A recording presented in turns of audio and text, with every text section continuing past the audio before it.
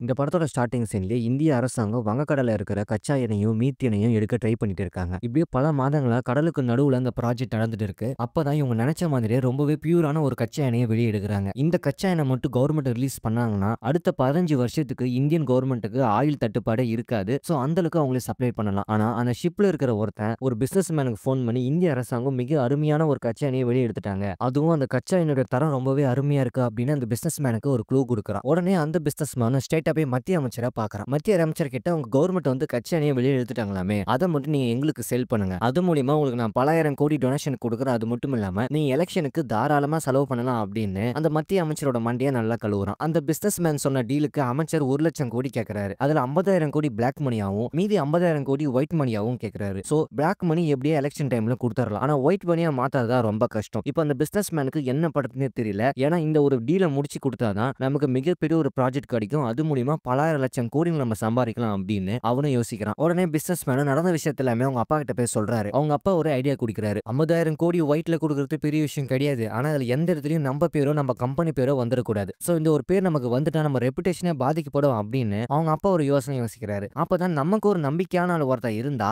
அவன் மூலியமா நம்ம காய நகர்த்தலாம் அப்படின்னு அந்த ஒரு நம்பிக்கையால ஆனா தேடிட்டு இருக்காரு. அப்பதான் அந்த பிசினஸ் மேனோட அப்பா ஒருத்தன் பேரை சஜஸ்ட் பண்றாரு. அவர் தான் நாகார்ஜுனா. நாகார்ஜுனா ஒரு சிபிஐ ஆபீசரா இருப்பாரு. ரொம்பவே நேர்மையான அதிகாரி இருந்ததால அவரை அரெஸ்ட் பண்ணிடுறாங்க. சோ இதனாலே அவர் 10 வருஷம் ஜெயிலுக்குள்ள இருக்கிறாரு. அவரால வெளியவே வர முடியல. சோ இதுதான் சான்ஸ். அவனை வெளியே கொண்டு வந்து அவன் ஆசை நம்ம நிறைவேற்றினா கண்டிப்பா அவன் பேச்சை கேட்பான் அப்படின்னு அவங்க அப்பா ஐடியா கொடுக்க, உடனே அந்த பிசினஸ் மேன நேரா போய் நாகார்ஜுனா போய் மீட் பண்றாரு. அந்த பணக்காரனும் நாகார்ஜுனா கிட்ட ஒரு டீல் ஒன்று கொடுக்குறாரு. நான் சொன்னதை நீ மட்டும் செஞ்சு கொடுத்தனா உன்னை நான் ரிலீஸ் பண்றேன் அப்படின்னு. ஆனா அதுக்கு நாகார்ஜுனாவும் இந்த ஜெயிலுக்குள்ள இருந்து நீ என்ன ரிலீஸ் பண்ண தேவையில்ல, நானே மேல்முறையீடு செஞ்சு நானே ரிலீஸ் ஆயிக்கிறேன் அப்படின்னு அங்க இருந்து அவர் பேச்சை கேட்காம கிளம்பி போயிடுறாரு. மறுபடியும் கோர்ட்ல வாய்தா வரும்போது ஜட்ஜும் இன்னும் 10 வருஷம் எக்ஸ்ட்ரா வேற கொடுத்துறாரு. சோ இதனால நாகார்ஜுனா ரொம்பவே ஃபீல் பண்றாரு. இந்த நாட்டுல நேர்மைக்கும் உழைப்புக்கும் எந்த ஒரு மரியாதையும் கிடையாது. நம்ம குறுக்க வழியில் தான் போயாகணும் அப்படின்னு இத்தனை வருஷமா தான் கட்டி காப்பாத்த ஒரு நேர்மையா அவர் இழக்க தயாராகிட்டாரு. உடனே அந்த பணக்காரனை கூப்பிட்டு நீங்க என்ன சொன்னாலும் நான் செய்றேன், எனக்கு ஜெயில இருந்து ரிலீஸ் மட்டும் பண்ணுங்க அப்படின்னு அந்த பணக்காரன் சொன்ன எல்லா டீலுக்குமே அவர் ஓகே சொல்றாரு. அப்பதான் அந்த பணக்காரனும் என்ன இதெல்லாம் கேள்வி கேட்காத உடனடியா 50,000 கோடியை ஒயிட்ல மாத்தி இங்க இருக்கிற அமைச்சர்கள் எல்லாமே பிரிச்சு கொடுக்கணும் அப்படின்னு ஒரு டீலிங்க ஒண்ணு போடுறாரு. அதுக்கு அந்த நாகாவும் ஓகே சொல்றாரு. ஏன்னா அந்த பணக்காரனால தான் இவர் இந்த ஜெயிலுக்குள்ள இருந்து வெளியே வந்தாரு அப்படின்னு.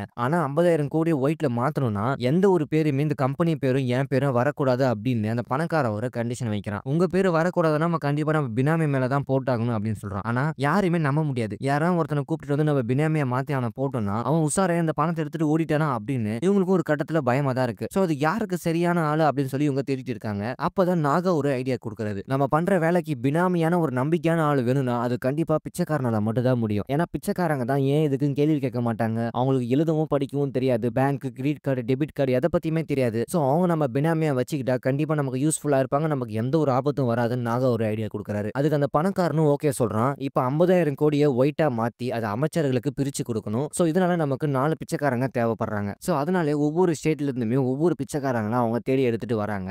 அதுல முக்கியமான ஒரு ஆள் தான் நம்ம தனுஷ். சோ தனுஷும் திருப்பதியில பிச்சை தான் எடுத்துட்டு இருப்பாரு. அவரோட வாழ்க்கை ரொம்பவே மோசமா தான் இருக்கும். ஏன்னா பிச்சை இருக்கிறவங்க வாழ்க்கையை பத்தி சொல்லவே தேவையில்ல. ரொம்பவே கஷ்டத்துல இருக்காரு. சோ அந்த பணக்காரனோட டீமும் உடனே திருப்பதிக்கு போய் நம்ம தனுஷை தூக்கிட்டு வந்துடுறாங்க. அது மட்டும் இல்லாம வேற வேற ஸ்டேட்ல இருந்து ஒரு 4 பிச்சைக்காரங்களை தூக்கிட்டு வந்துடுறாங்க. அவங்கள பாம்பேக்கு கூட்டிட்டு வந்த உடனே அவங்களுக்கு சாப்பாடு போட்டுக்க புது துணி, அவங்கள ஆளே ரொம்ப ஸ்டைலா மாத்திடுறாங்க. அவங்கள பாக்குறதுக்கு பரம்பரை பணக்காரங்க மாதிரி இருக்காங்க. அந்த அளவுக்கு ஸ்டைலா இருக்காங்க. சோ இதெல்லாம் பண்ணது நாகா தான் அப்படின்றதால தனுஷ்க்கும் நாகா மேல அந்த அளவுக்கு ஒரு பிரியாத ஒரு அன்பு ஒண்ணு வருது. சோ அதனாலே நாகா என்ன சொன்னாலும் தனுஷ் செய்வாரு. ஏன்னா எங்கே ரோட்டோரத்துல இருந்த தனுஷை நம்ம நாகா தான் எடுத்து சோ இப்படி ஒரு ஆளா மாத்திருக்காரு. சோ அதனால அவர் என்ன சொன்னாலுமே அவர் கரெக்டா அவர் செஞ்சு முடிப்பாரு. சோ உடனே அந்த பிச்சைக்காரங்க மேல ஒரு கம்பெனி ஒன்னு ஓபன் பண்றாங்க. சோ ஒரு ஃபேக் கம்பெனி. அது மூலியமா ஃபாரின்ல இருக்கிற அவங்க பணத்தை எல்லாமே ஸ்விஸ் பேங்க்ல டிரான்ஸ்ஃபர் பண்ணி அந்த கம்பெனி மூலியமா இந்தியாக்குள்ள ஒயிட் மணியா கொண்டு வரதான் இவங்க பிளானே. சோ தனுஷ் மேல ஆதார் கார்டு, பேன் கார்டு எல்லா கார்டு எல்லா ப்ரூஃபையும் ஓபன் பண்ணி அவர் பேர்ல நடக்காத ஒரு கம்பெனியை ரன் பண்ற மாதிரி ஏமாத்தி எல்லா டாக்குமெண்ட்டும் ரெடி பண்றாங்க. ஆனா இந்த விஷயம் அந்த பிச்சைக்காரங்களுக்கும் நம்ம தனுஷ்க்கும் யாருக்குமே தெரியாது. கூட்டிட்டு வந்த அந்த பிச்சைக்காரங்கள ஒரு பொண்ணு கூட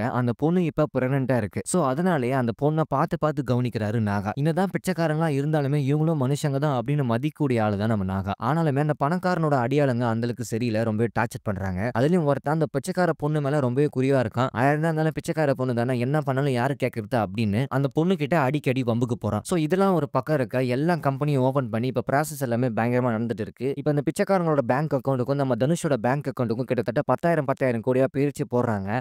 ஒருத்தரா சுவிஸ் பேங்க்ல இருந்து இந்தியாவுக்கு பணத்தை டிரான்ஸ்ஃபர் பண்றாங்க. அப்படி யார் யாரெல்லாம் பணத்தை டிரான்ஸ்ஃபர் பண்றாங்களோ அவங்க எல்லாமே கொன்னுட சொல்லிட்டாரு அந்த பணக்காரன். ஆனா இந்த விஷயம் அப்புறமா நாகாக்கு தெரிய வருது. அவளும் ஏதோ போராடி பார்க்குறாரு அந்த பிச்சைக்காரங்கள விட்டுருப்பா அப்படின்னு. ஆனாலுமே நம்மள பத்த விஷயங்கள் எல்லாமே தெரிஞ்சவங்க யாரா இருந்தாலுமே சும்மா விடக்கூடாது. இந்த ஒரு சாம்ராஜ்யத்த கட்டி காக்கணும்னா நெறைய உயிர்கள எடுத்து தான் ஆகணும் அப்படின்னு வசனம்லாம் பேசுறான். நாகாக்கு என்ன பண்றதுன்னே தெரியல. ஏன்னா அவன வெளிய கொண்டு வந்ததே இந்த பணக்காரன் தான். அது மட்டும் இல்லாம நீ இதுக்கு ஒத்துக்கலனா உன் ஃபேமிலிய நான் கொன்னுடுவேன் அப்படின்னு சொல்லி நாகாவ மிரட்டுறான். அவருக்கு என்ன பண்றதுன்னே தெரியல. ஒரு கட்டத்துக்கு மேல ஒரு பிச்சைக்காரங்களா கூப்பிட்டு அவங்க அக்கவுண்ட்ல இருக்கிற பணத்த ஸ்விஸ் பேங்க்ல இருந்து இந்தியாவுக்கு ஒயிட் மணியா மாத்துறாங்க. அதுக்கப்புறம் அவங்கள கொலையும் பண்ணிடுறாங்க. இப்ப கடைசியா இருக்கிறது அந்த கர்ப்பமான பொண்ணும் தனுஷும் மட்டும் தான். தனுஷ்க்கு லைட்டா டவுட் வருது. இங்க இருந்து 2 பேர கூட்டிட்டு போனாங்க. அதுக்கப்புறம் அவங்கள ஆளே காணோம். என்ன பண்ணாங்கன்னே தெரியல. அது மட்டும் இல்லாம அங்க இருக்கிற ஒருத்தன் அந்த பொண்ணு கிட்ட ரொம்ப தப்பா நடந்துக்க பாத்துக்கிறான். அப்ப தனுஷ் அங்க இருந்ததால கரெக்ட்டா அந்த பொண்ண காப்பாத்துறாரு. சோ இதனால தனுஷ்க்கு இன்னும் 2 அதிகமான டவுட் வருது. நமக்கு என்ன வேலைன்னு சொல்ல மாட்றாங்க. அடிக்கடி எங்கெங்கேயோ கூட்டு போறாங்க, எங்கெங்கேயோ வராங்க அப்படின்னு சொல்லி அவருக்கு ஒண்ணுமே புரியல. அப்பதான் கடைசியா அந்த பொண்ணையும் கூட்டிட்டு போறாங்க. அதுக்கப்புறம் அந்த பொண்ணு கூட அங்க இருந்து வரல. அப்பதான் தனுஷ் ஒரு முடிவு பண்றாரு. இங்க ஏதோ ஒண்ணு நடக்குது அப்படின்னு. இப்ப கடைசியா இருக்கிறது தனுஷ் மட்டும் தான். அவர் அக்கவுண்ட்ல இப்ப 10,000 கோடி இருக்கு. சோ அந்த 10,000 கோடிய ட்ரான்ஸ்ஃபர் பண்ணிட்டு அதுக்கப்புறம் எல்லா விஷயமும் முடிஞ்சிரும். ப்ராஜெக்ட்டும் சக்சஸ் ஆயிடும் அப்படின்னு நாக நினைக்கிறாரு. கடைசியா தனுஷ கூப்பிட்டு அவர் அக்கவுண்ட்ல இருக்கிற பணத்த 10,000 கோடிய ட்ரான்ஸ்ஃபர் பண்றாரு. இப்ப அவர் அக்கவுண்ட்ல இருந்த 10,000 கோடியும் எடுத்ததால அவரையும் கொலை பண்ண போறாங்க. இந்த விஷயம் தனுஷ்க்கு நல்லாவே தெரிய வருது. நாகா எவ்வளவோ ட்ரை பண்ணாலும் அவர காப்பாத்த முடியல. ஒரு கட்டத்துக்கு மேல நம்ம அவ்வளவுதான் சாக போறோம் அப்படின்னு தெரிஞ்சதால தனுஷ் அங்க இருந்து எப்படியோ தப்பிக்க பாக்குறாரு. அப்பதான் திடீர்னு நாகாக்கு ஒரு மெசேஜ் வருது. இன்னும் தனுஷ் அக்கவுண்ட்ல இருந்து பணம் முழுசா ட்ரான்ஸ்ஃபர் ஆகல. ஏதோ ஒரு எரர் ஆயிடுச்சு அப்படின்னு. அப்ப தனுஷ் நம்ம கொலை பண்ணக்கூடாது. அவன் இன்னும் உயிரோட தான் வேணும் அப்படின்னு உடனே அவங்க ஆளுங்களுக்கு ஃபோன் பண்றாரு நாகா. அப்ப அந்த சமயம் பார்த்து தனுஷ் எனக்கு பிரேக் வருதா அப்படின்னு சொல்லி வெளியே தப்பிச்சு போயிடுறாரு. அப்ப தனுஷ் தப்பிச்சிட்டாரு. இப்ப 10,000 கோடிய ட்ரான்ஸ்ஃபர் பண்ண முடியாது. இப்ப அந்த பணக்காரனால அமைச்சருக்கு முழுசா பணத்தையும் கொடுக்க முடியல. ப்ராஜெக்ட்டும் பாதியிலே நிக்குது. சோ நாகாக்கு இன்னும் 2 பிரஷர் அதிகமாயிட்டே இருக்கு. ஏன்னா நம்ம ஹீரோ கிடைச்சாதான் அந்த 10,000 கோடியும் ட்ரான்ஸ்ஃபர் பண்ண முடியும். எல்லா பிரச்சனையும் முடியும். இப்ப அவரும் தப்பிச்சிட்டாரு. இப்ப அவர் எங்க போனாரு என்ன ஆனாரு அப்படின்னு சொல்லி தெரியல. அப்பதான் நம்ம ஹீரோவும் அவங்க கிட்ட இருந்து தப்பிச்சு ரயில்வே ஸ்டேஷன்ல ரொம்ப பசியோட உட்காந்துட்டு இருக்காரு. அப்ப அதுக்கு பக்கத்திலே ஒரு பொண்ணு உட்காந்துட்டு இருக்கு. அவங்க தான் ராஷ்மிகா. ராஷ்மிகா அவங்க பாய் ஃப்ரெண்ட் கூப்பிட்டுருப்பாங்க அப்படின்னு சொல்லி வீட்டை விட்டு ஓடி வந்திருப்பாங்க. ஆனா ரொம்ப நேரம் ஆகியும் பாய் ஃப்ரெண்ட் வரல. அதனால வெயிட் பண்ணிட்டு இருக்காங்க. இன்னொரு பக்கம் நம்ம தனுஷும் அங்க இருந்து தப்பிச்சு வந்து இப்ப இந்த ரயில்வே ஸ்டேஷன்ல உட்காந்துட்டு இருக்காங்க. அவருக்கு பயங்கர பசி போல ஒரு கட்டத்துக்கு மேல மயக்கம் போட்டு கீழே விழுந்துறாரு. ராஷ்மிகா அதை நோட் பண்ணி அவங்க தண்ணி தெளிச்சு பக்கத்துல சாக்லேட்லாம் கொடுத்து அவங்கள அரவணைப்பா பாத்துக்கிறாங்க. சோ தனுஷ் இந்த பொண்ணை பார்த்தா நல்ல பொண்ணு மாதிரி இருக்கு. இந்த பொண்ணு கிட்ட உதவி கேட்கும் அப்படின்னு நாகாக்கு ஃபோன் பண்ண சொல்றாங்க. நாகா கிட்ட அங்க நடந்த விஷயத்த எல்லாமே எடுத்து சொல்றாங்க. சார் இந்த மாதிரி கொலை பண்ண பாக்குறாங்க அப்படின்னு. நாகாவும் எதுக்கு பயப்படாத நான் இருக்கேன் அப்படின்னு உன்னை காப்பாத்துற அப்படின்னு ஹோப் கொடுக்குறாரு. ஆனா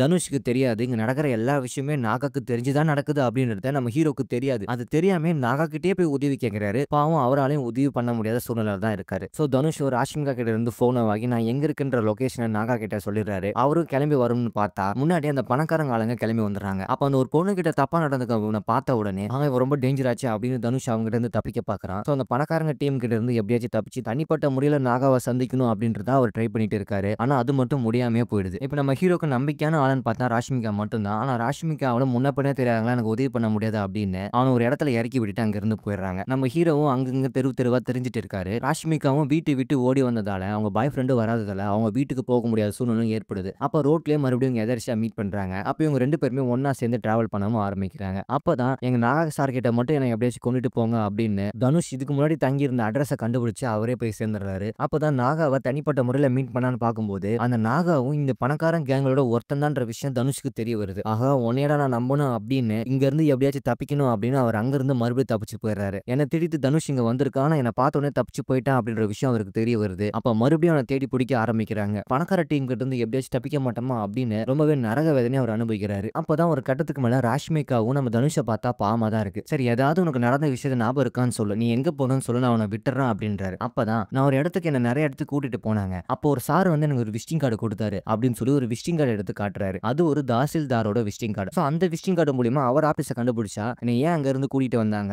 ஏன் இப்படிலாம் நடக்குதுன்ற விஷயம் அவருக்கு ஓரளவுக்காச்சும் தெரிய வரும் அப்படின்னு அந்த அட்ரஸை தேடி கண்டுபிடிச்சு தனுஷ் அங்க இருந்து கிளம்பி போறாரு. ஆனா அந்த பணக்காரர் என்ன பண்ணிருக்கா இந்த விஷயத்துல சம்பந்தப்பட்டவங்க ஒருத்தங்க கூட உயிரோட இருக்கக்கூடாது அப்படின்னு விஏஓ வேலை முடிஞ்ச உடனே அவனை கொலை பண்ண சொல்லிடுறான். அவரு இறந்துறாரு. ஆனா அது தெரியாம தனுஷும் அவரோட ஆபீஸ்க்கு போய் நான் விவோவை பார்க்கணும் அப்படின்னு சொல்லி அங்க ஆர்ப்பாட்டம் பண்றாரு. அங்க இருக்கிற அதிகாரிகள் எல்லாருமே யாரா அவன் பைத்தியக்கார மாதிரி இருக்கான் அப்படின்னு சொல்லி போலீஸ் கிட்ட புடிச்சு கொடுத்துறாங்க. அங்க இருக்கிற இன்ஸ்பெக்டர் தனுஷ் அரெஸ்ட் பண்ணி உனக்கு என்னதான் பிரச்சனை விசாரிக்கும் போது நான் ஒரு பிச்சைக்காரன் சார் அப்படின்னு நடந்த விஷயத்த எல்லாமே சொல்றான். அவனுக்கு லைட்டா கோவம் வருது. ஏன்னா ஏதோ போட்டு வளர்றா அப்படின்னும் போதுதான் அந்த பத்திரிகை பேப்பர்ல எல்லாமே அந்த பணக்காரன் போட்டோ வந்திருக்கு. சார் இவர் தான் சார் எனக்கு இங்க இருந்து கூட்டு வந்ததா அப்படின்னு அந்த பணக்காரனை ஒரே ஒரு டைம் கூட நம்ம தனுஷ் நேர்ல பார்த்திருப்பாரு. சோ அந்த போட்டோவை இன்ஸ்பெக்டர் கிட்ட காமிச்சு நடந்த விஷயத்த எல்லாமே சொல்றாரு. அவர் நடந்த விஷயத்தை வச்சு ஓரளவுக்கு அவர் கெஸ் பண்றாரு. இவனை பினாமியா வச்சு ஏதோ ஒரு மிகப்பெரிய பணத்தை டிரான்ஸ்ஃபர் பண்ண பாத்துருக்காங்க. ஆனா அங்க இருந்து இவன் தப்பிச்சு வந்திருக்கான். சோ கண்டிப்பா அது மிகப்பெரிய ஒரு ஸ்கேமா தான் இருக்கும் அப்படின்னு அந்த இன்ஸ்பெக்டர் நினைக்கிறாரு. அப்பதான் நீ யாரை இதுக்கு முன்னாடி சந்திரிச்சுன்னு பண்ணி விசாரிக்கும் போது அந்த தாசில்தாரை பத்தி தனுஷ் மறுபடியும் சொல்றாரு. அப்ப அவர் ஒரே ஒரு வீட்ட தான் நான் பார்த்தேன் அப்படின்னு அந்த தாசில்தாரை எந்த இடத்துல வச்சு மீட் பண்ணாங்களோ அந்த வீட்டுக்கு போறாங்க. அந்த வீட்டுக்கு போன உடனே அங்க கட்டுக்கட்டா ஏகப்பட்ட படங்கள் இருக்கு. சோ அந்த பணத்த பார்த்த உடனே இன்ஸ்பெக்டர் கன்ஃபார்மா பண்ணிடுறாரு ஒரு மிகப்பெரிய மேட்டர் அப்படின்னு. இந்த பக்கம் நாகாவும் ராஷ்மிகா நம்பர்ல இருந்து தான் கால் வந்திருக்கும். உடனே அவள மீட் பண்ணி அவன கடைசியா எங்க பார்த்தா அப்படின்னு எல்லா டீட்டெயிலையும் மிரட்டி வாங்கிறாரு. அப்பதான் அவன தாசில்தாரை பார்க்க போயிருக்கான்ற விஷயம் தெரிஞ்ச உடனே தனுஷ தேடி நாகாவை கிளம்பி போறாரு. அங்க போய் பார்த்தா இன்ஸ்பெக்டர் கூட இருக்கிறான்ற தகவலும் தெரிய வருது. உடனே இன்ஸ்பெக்டரோட லொகேஷனை கண்டுபிடிச்சு அந்த இடத்துக்கு போனா தனுஷ பாத்துறாரு. ஆனா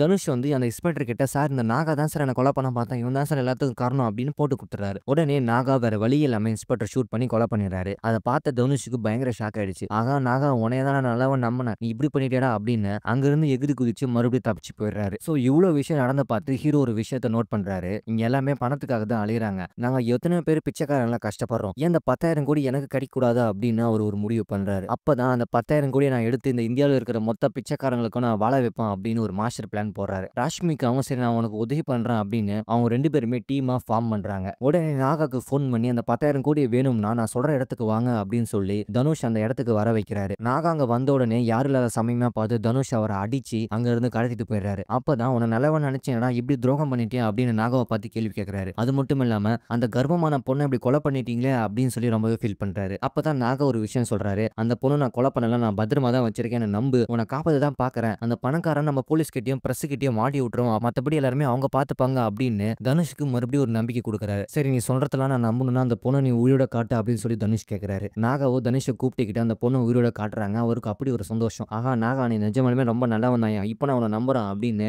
இவங்க எல்லாருமே ஒரு டீமா ஃபார்ம் பண்ணி அந்த பணக்காரனை எடுத்து சண்டை போட தயாராகிறாங்க. சோ இப்போ அந்த பிசினஸ் மேனுக்கு விஷயம் தெரிய வந்துருது, நாகா எனக்கு எதிராக வேலை பார்க்கறான் அப்படின்னு. உடனே அவங்க ஆளுங்களை அனுப்பி மொத்த பேரையும் கூட்டிட்டு வாங்கடா அப்படின்னு சொல்லும்போது அப்ப எதிர்பாராத விதமா அங்க துப்பாக்கி சூடு நடக்குது. அந்த துப்பாக்கி சூடுல தனுஷ் ராஷ்மிகா அந்த பொண்ணு எல்லாமே தப்பிச்சிடுறாங்க. ஆனா எதிர்பாராத விதமா நாகா மட்டும் மாட்டி அங்கேயே இறந்துறாரு. நாகாவோட இறப்பு ஹீரோவால தாங்கவே முடியல, ஏன்னா ரொம்பவே மிஸ் பண்றாரு. சோ இப்படி சண்டை நடந்துட்டு இருக்கும்போது அந்த பொண்ணுக்கு பிரசவ வலி வந்துருது. அந்த இடத்துல குழந்தையும் பிறக்குது. ஆனா எதிர்பாராத விதமா அந்த பொண்ணு இறந்துருது. அந்த குழந்தை மட்டும் உயிரோட இருக்கு. உடனே தனுஷ் அந்த சின்ன குழந்தை ராஷ்மிகா 3 பேருமே அங்க இருந்து தப்பிச்சு போறாங்க. உடனே தனுஷ் அந்த பணக்காரனுக்கு கால் பண்ணி அந்த 10,000 கோடி வேணும்னா நான் சொல்றத நீ செய்யணும் அப்படின்னு சொல்லி சொல்றான். நீ எனக்காக ஒரு நாள் மட்டும் பிச்சை எடுக்கணும், ஏன்னா பிச்சைக்காரங்களோட வாழ்க்கை எப்படி இருக்குன்னு உனக்கு தெரிஞ்சாதான் எங்க வழி பத்தி உனக்கு புரிய வரும் அப்படின்னு அவரும் ஒரு அட்வைஸ் பண்றாரு. அந்த பணக்காரனுக்கு வேற வழியே தெரியல, ஏன்னா 10,000 கோடியும் மிகப்பெரிய ஒரு பிசினஸ் டீலும் முடிக்கணும்னா வேற வழி இல்லாம பிச்சை எடுத்து தான் ஆகணுன்ற நிலைமைக்கு அவர் வராரு. ஒரு நாள் முழுக்க அவர் பிச்சை எடுக்கிறாரு. அப்பதான் தனுஷ் ஃபாலோ பண்ணிட்டே பின்னாடி போறாரு. ஒரு கட்டத்துக்கு மேல தனுஷ் இருக்கிற இடம் நம்ம பணக்காரனுக்கு தெரிய வர அந்த இடத்துல தனுஷுக்கும் பணக்காரனுக்கும் பயங்கரமா சண்டை நடக்குது. ஒரு கட்டத்துக்கு மேல இவன் சத்தாதான் மத்தவங்க எல்லாருமே நல்லபடியா வாழ முடியும் அப்படின்னா கண்டிப்பா சாகட்டும் அப்படின்னு தனுஷ் அந்த இடத்துல அவனை கொலை பண்ணிடுறாரு. கடைசியா அந்த பணக்கார இறந்ததால நடக்கிற எல்லா பிரச்சனையும் ஒரு முடிக்கு வந்துருது. அது மட்டும் இல்லாம